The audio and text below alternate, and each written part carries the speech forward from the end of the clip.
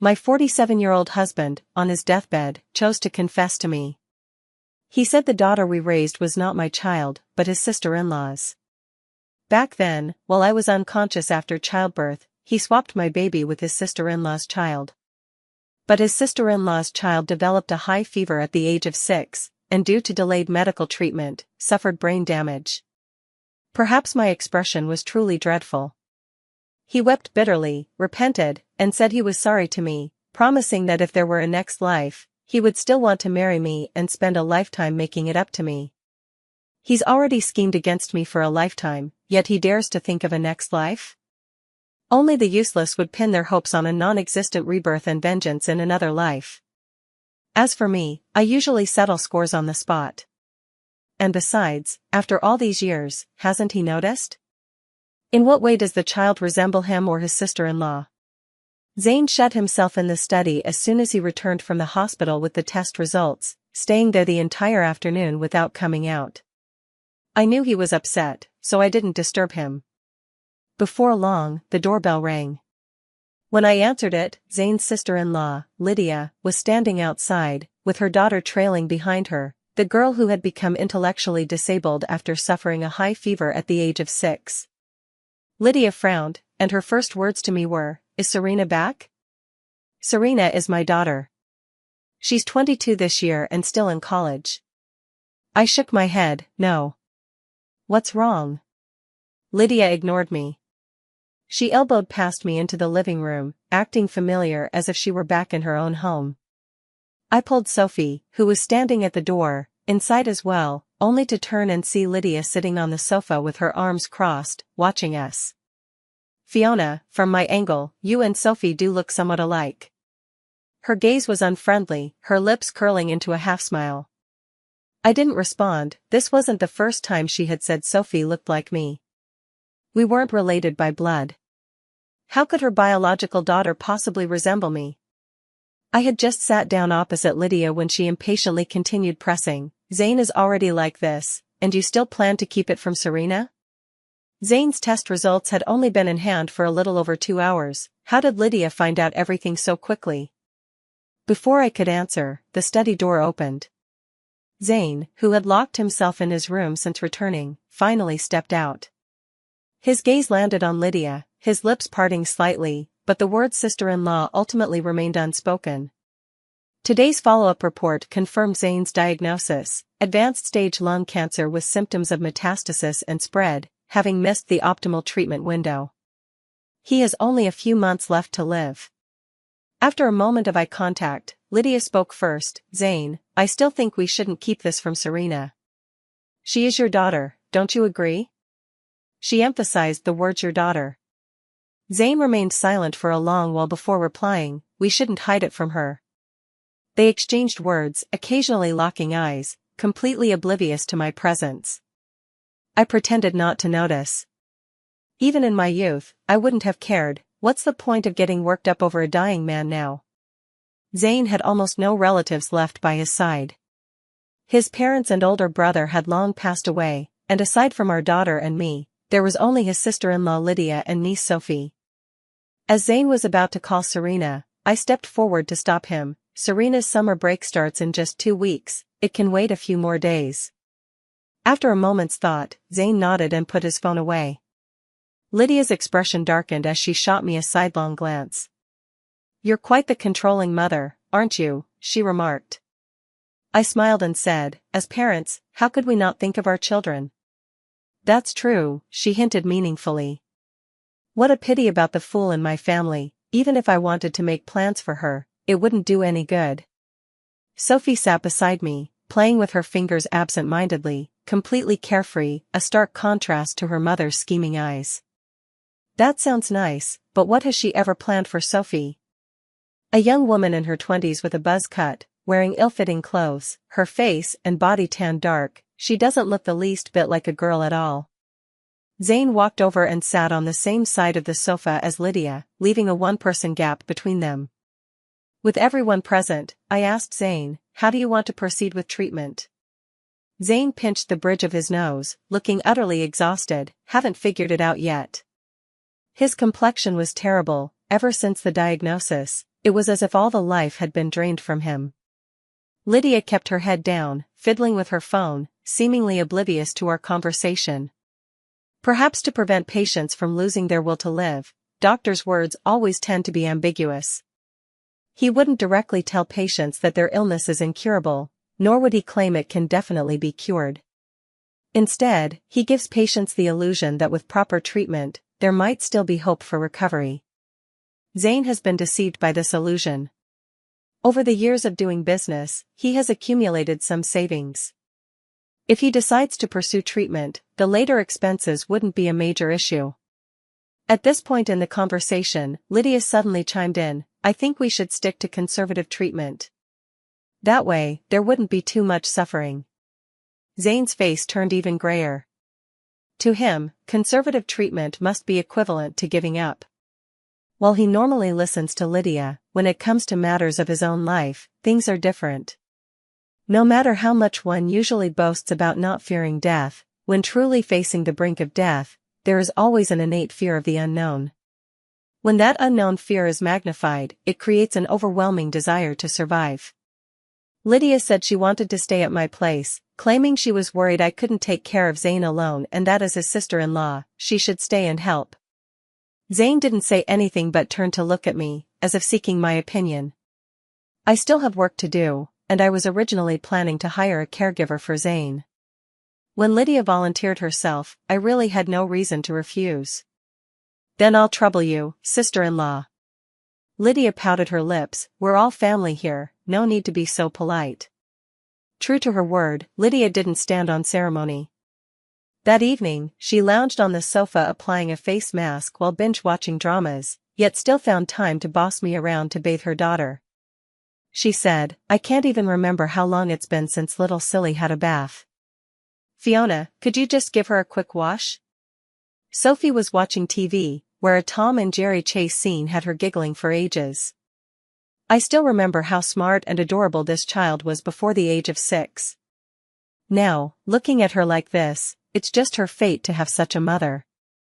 Sophie and Serena were born on the same day, with Serena being 3 hours older than Sophie. Sophie hadn't finished watching cartoons yet and struggled, unwilling to come with me. Lydia shot her a disgusted look and shouted, "Go take a bath." I could clearly feel Sophie's body trembling violently. She crouched down, covered her head, and let out a loud scream. It was a stress reaction from being frequently beaten. The noise in the living room was too loud, and Zayn also came out of his room. He glanced at Sophie, who was squatting on the floor hugging her head and still screaming, then looked at Lydia with some impatience. "Why are you yelling at her?" Lydia let out a cold snort. "I really regret not strangling her at birth." While saying these words, she kept glancing at me several times. From start to finish, I remained on the sidelines with a cold and detached gaze. Lydia only had Sophie as her child in this lifetime. How she chooses to raise her child is her own business, no one else has the right to interfere. When Zayn's friends heard he was ill, they came to visit in droves. With so many people at home for meals, it was inconvenient, so I arranged a nearby hotel. Those who came were all longtime friends who had collaborated with Zayn for years. Mindful of Zayn's condition, they only brought up topics that would cheer him up and reminisced about some fun memories from the past. During this time, I noticed someone named Tyson seemed to know Lydia. Their eyes met several times, as if exchanging unspoken messages through their expressions. Tyson didn't leave much of an impression on me. He had only started associating with Zayn a few years ago, and their friendship didn't seem particularly deep. Even Zayn was surprised by his attendance today. I observed them discreetly. At one point, Lydia stepped out, and Tyson quickly followed, excusing himself to go to the restroom. They weren't the only ones who left the dining table, as several other friends had stepped out during that time, so their departure didn't raise any suspicion. The two returned nearly 20 minutes later, one after the other. After coming back this time, Tyson was clearly in a much better mood. He became more talkative and, whether intentionally or not, ended up bringing up the topic of property. The atmosphere at the table grew heavy because of this subject. The smile completely vanished from Zayn's face, and his hand gripping the chopsticks trembled slightly uncontrollably. The friend sitting next to Tyson jokingly nudged him, trying to lighten the mood. Why bring that up? Zane's got plenty of luck and vitality ahead of him. As soon as these words were spoken, immediate agreement arose. Seeing the atmosphere take a positive turn, Lydia suddenly said, "He isn't wrong, Zane. If not for others, shouldn't you at least think about the child?" When she said others, her gaze flickered over me, oozing malice. Zane and I both set down our chopsticks simultaneously. There was no way this meal could continue. At the dinner table, I had 2 glasses of wine and went to bed early. I don't know how long I slept before I was roused by faint arguing. Lydia and Zane were in a dispute, whether in the living room or the study, it wasn't clear. I cracked open the door slightly and heard Serena's name mentioned, along with something about a will. What? Does Lydia also want Zane to include her in his will for a share of the property? Over the years, Zane and I have each had our own careers. Outside of work, he also partnered with some friends on various business ventures. Whether he made any money from them, I wouldn't know. After all, we never discussed income with each other. Household expenses and Serena's needs were always shared between us. I knew Zane had been secretly supporting Lydia. With a child whose mental capacity remained that of a 5 or 6-year-old, Lydia genuinely couldn't work. For all these years, I chose to pretend I didn't know anything about it.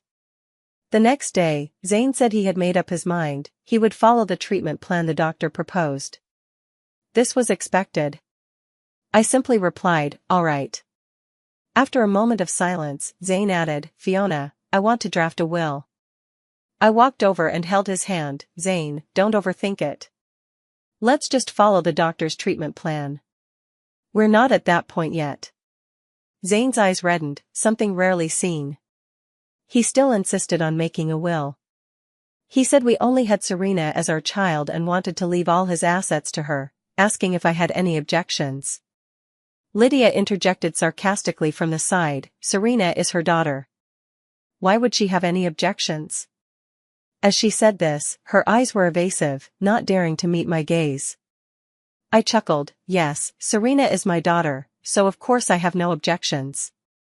Hearing this, Zane and Lydia visibly relaxed. During this period when Zane was actively receiving treatment, he was also consulting lawyers about drafting a will. In just half a month, he had lost most of his hair, and his complexion was visibly deteriorating. I hired a caregiver to assist Lydia in taking care of Zane. Lydia said she would help take care of Zane, but she's used to her freedom, how could she possibly stay at the hospital? Moreover, it seems she's recently taken a lover, and the two of them are inseparable, completely wrapped up in each other. Not only did she not come to the hospital to care for Zane, but she also dumped Sophie on him and the nurse. The nurse was naturally unhappy about it and complained to me, so I increased his salary. After all, the money for hiring the nurse was paid by Zane. When I didn't see Lydia at the hospital for the 3rd time, I asked Zane, "Has your sister-in-law not come to the hospital these past few days?" Zane had already lost a lot of weight, his face was sallow, and his hair had thinned so much that he looked like an old man, nothing like his confident self before the illness. He shook his head, as if unwilling to talk much about Lydia. Lydia had been finding one lover after another over the years, and it wasn't that Zane didn't know about it. But he simply had no right to stop her. Now, he didn't even have the will or the strength to care. I sat by the hospital bed and brought him 2 pieces of good news. The doctor said you can be discharged tomorrow, and Serena will be back tomorrow too. Hearing this, Zane finally relaxed. He had long been tired of staying in the hospital and had been waiting for Serena's return. On the day Serena returned, Lydia, who hadn't been back for over a week, also showed up. Serena, who had just returned and learned that her father was seriously ill, cried for a long time in Zane's arms, while Zane also teared up but continued to comfort her. Lydia stood nearby, unusually at a loss, just like Zane, comforting Serena the whole time, looking at her as if she were her own daughter. Serena wiped away her tears and then took Lydia's hand, saying, "Auntie, I heard you've been busy taking care of my dad all this time. Thank you for all your hard work." Lydia beamed with joy. "Oh, silly girl, we're all family here. What's there to thank for?" The three of them stood together, looking more like a family of three, while Sophie and I seemed like outsiders. During the 2 months Serena was home for summer vacation, Lydia also rarely went out. She and Serena would take care of Zayn together. I often saw the three of them chatting and laughing together, and Zayn's gaze frequently lingered on the two of them, his eyes filled with contentment. Time flew by quickly. After Serena started school again, Lydia also left my home and only visited occasionally.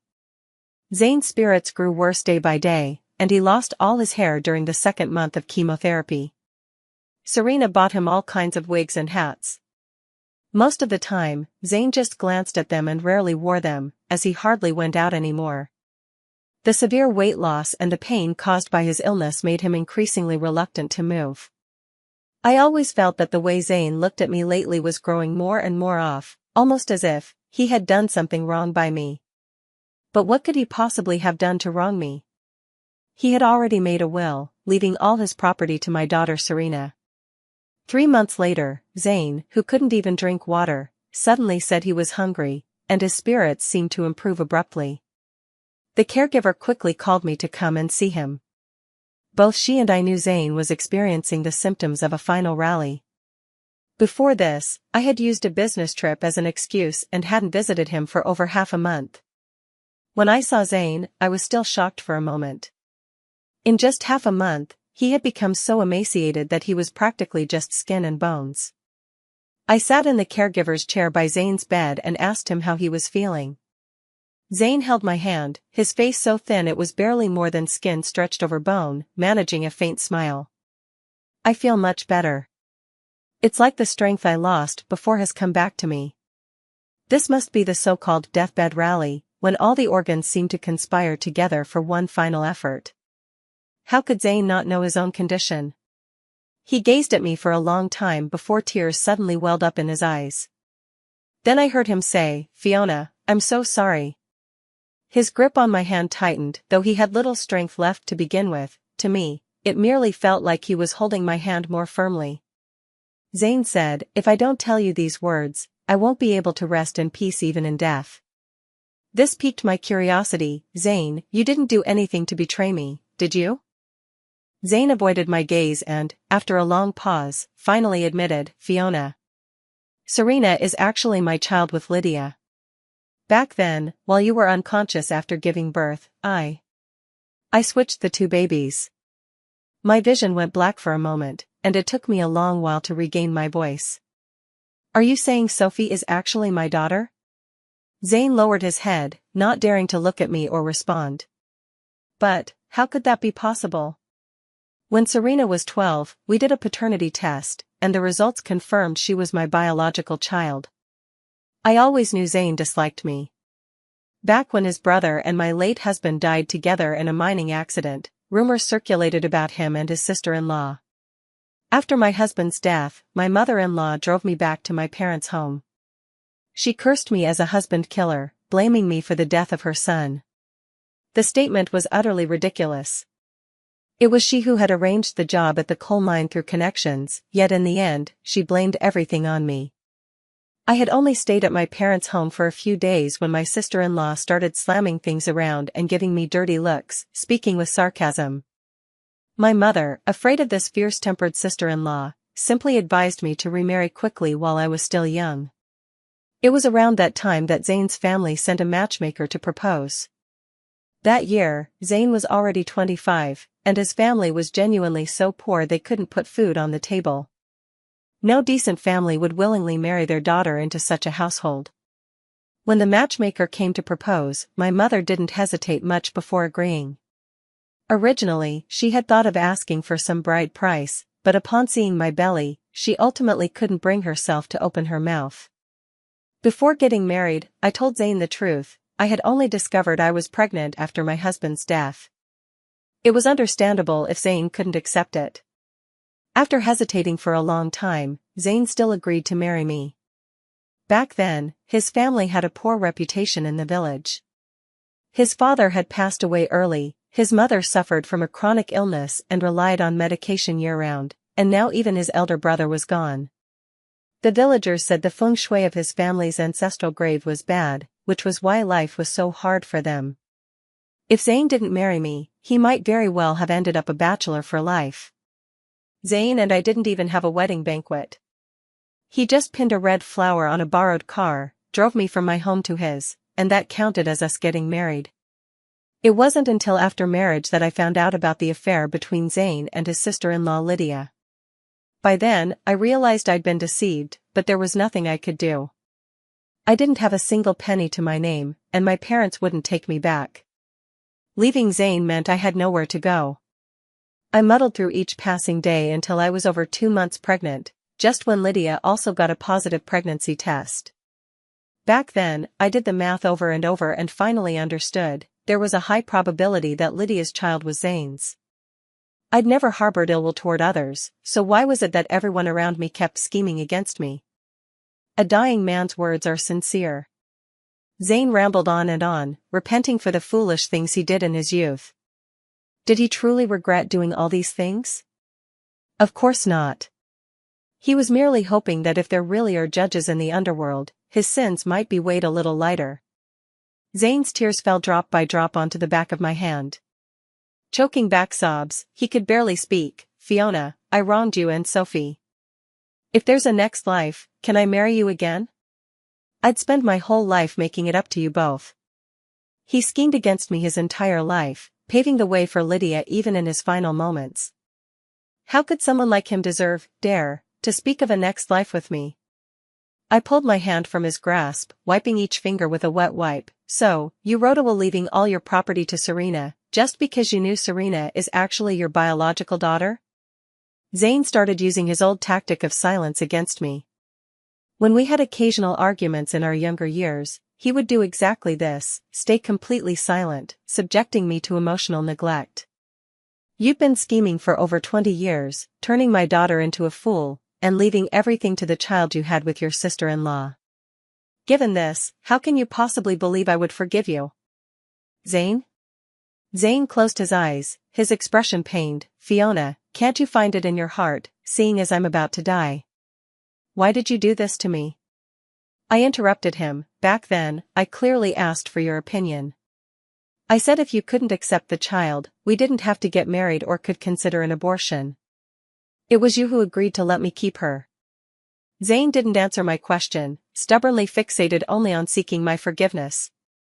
He said he was dying, and if I didn't forgive him, he wouldn't rest in peace.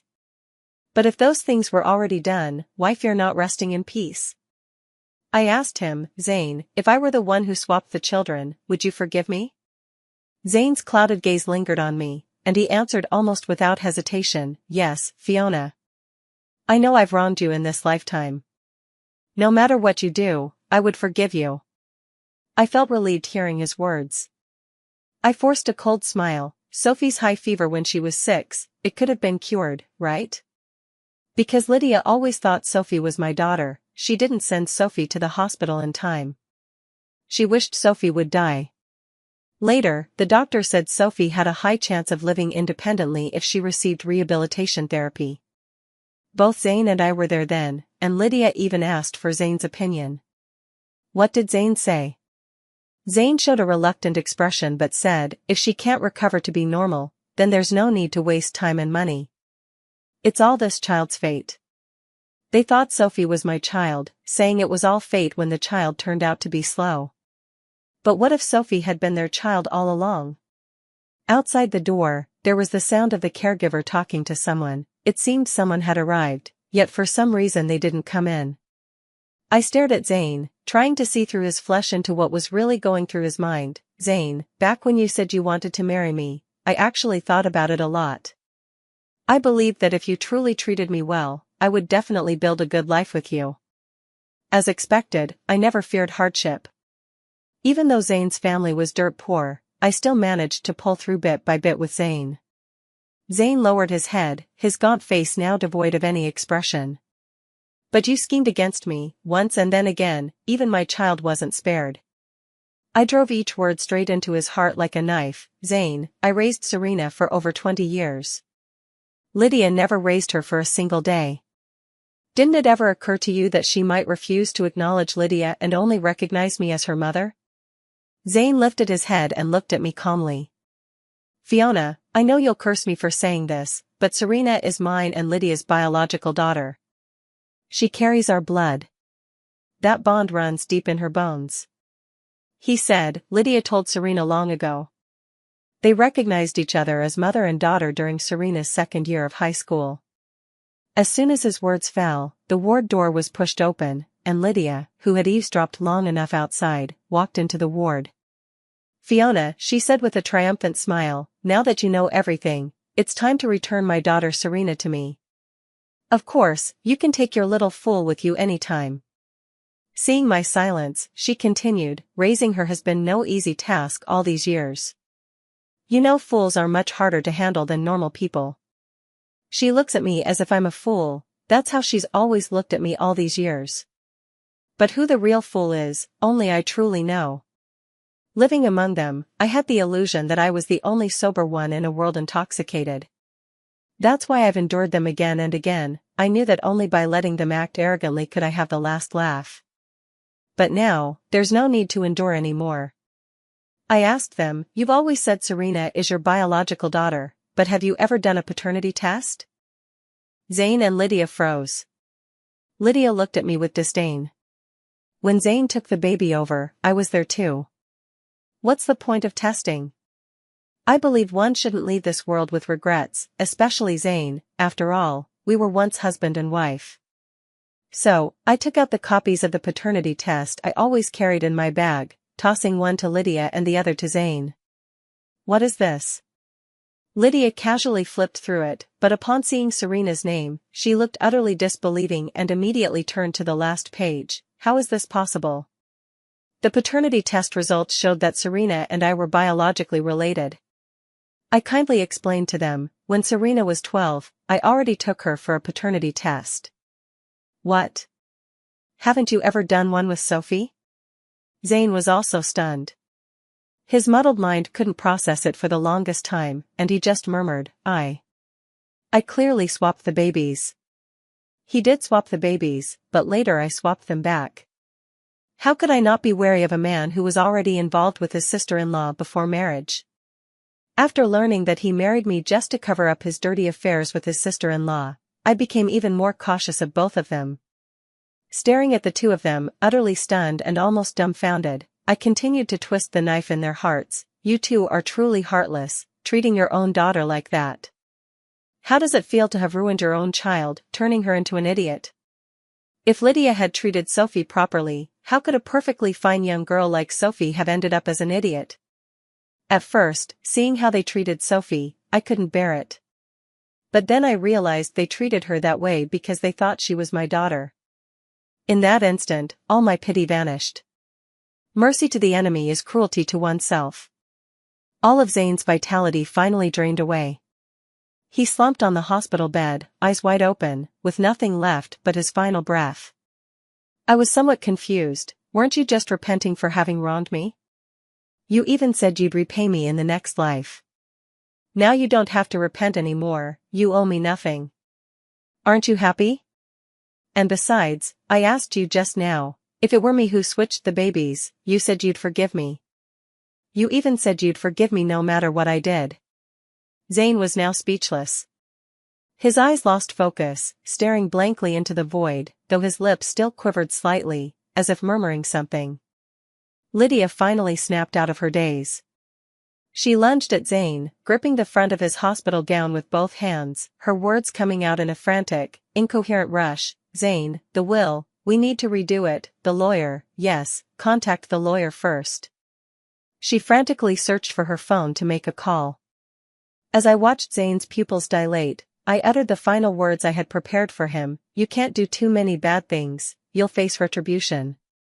By the time Tyson arrived at the hospital with the lawyer, Zane had already taken his last breath. His eyes were wide open, and no matter how many times I tried, I couldn't close them. As he had said, if I didn't forgive him, he would never rest in peace. But in the end, I suppose he didn't need my forgiveness after all. Lydia somewhat incoherently explained the course of events to the lawyer, who then asked about some details and finally reviewed the paternity test report I had given to Lydia. He adjusted his glasses and said, "This DNA report is authentic. If what you say is true, then the will took effect the moment the testator established it. Now that the testator has passed away, the will cannot be altered." Lydia's voice cracked with despair, "But that's not his biological daughter. My daughter is his real child. How can the inheritance go to an outsider?" The lawyer still shook his head. Once Zane had established the will and explicitly designated Serena as the beneficiary, the estate would be distributed according to the will's stipulations, no longer adhering to the statutory order of inheritance. So, it's possible to leave the inheritance only to the children and not to the spouse by making a will. In other words, if there hadn't been that will initially, Lydia could have fought for a share of the inheritance using the paternity test reports of Sophie and Zane. The reason she was in a hurry to have Zane make a will back then was to prevent me, as the spouse, from taking half of the property when the time came. To be honest, I don't really care for Zane's wealth. I've been working all these years, and my salary is more than enough to support Serena and me. But who would say no to something that comes for free? She schemed this and that, but in the end, she ended up with nothing, while I, who never schemed at all, gained everything. Upon learning that Lydia hadn't acquired Zane's property, Tyson turned grim-faced, hurled a few curses at Lydia, and stormed off angrily. He had only been with Lydia for the sake of Zane's inheritance. Now that there was no hope left, he couldn't even bear to pretend for another second. Lydia still refused to believe it. She had lorded over me for most of her life and couldn't accept that all the good fortune had suddenly landed on me the moment Zane passed away. What she found hardest to accept was that Sophie was indeed her daughter. After all, no one knew better than she how she had treated Sophie over the past 20 years. She kept insisting on finding Serena, convinced that my paternity test was fake, and demanded to take another test with Serena. Serena had no objection to this. She remained kind in her attitude toward Lydia. "Auntie, you can arrange it, I'm free anytime these days." Lydia practically dragged Serena to the hospital in her eagerness. The expedited test report would be ready within 24 hours. Lydia was someone who wouldn't give up until she had no other choice. After receiving the paternity test report, she completely lost hope. After scheming tirelessly for half a lifetime, she ultimately ended up paving the way for me and my daughter. The sheer anger landed her straight in the hospital. I heard she had debts to pay outside and had been waiting for the inheritance to coax Serena into covering part of them. Now, all her plans have fallen through. It wasn't that Serena had a great capacity to accept things. I had already told her the whole truth when she was 12. Raised single-handedly by me, she had been instilled with resilience countless times, and this time, it truly came into play. I have to admit, Zane has always been very good to Serena, although this kindness likely stems largely from his belief that Serena is his biological daughter. So, at first, Serena found it somewhat difficult to accept. She was in low spirits for a long time. But after realizing the scheme Zane and Lydia had plotted against me, Serena chose to stand with me in the end. She said, "Mom, you didn't do anything wrong. They shouldn't have treated you this way." In Serena's freshman year of high school, Lydia began secretly reaching out to her. Just as I suspected, Lydia believes Serena is her biological daughter. Now that Serena has grown up, she wants to reclaim her. Every time Lydia contacts Serena, Serena tells me about it. Sometimes Serena also can't understand. She asks me, "Mom, why didn't Dad marry Aunt back then?" I've thought about this too. After his brother died, he could have married his sister-in-law. Such things are rare, but not unheard of. It wasn't until later that I realized, because he couldn't stand the gossip in the village, and also, he wasn't as satisfied with Lydia as he had imagined.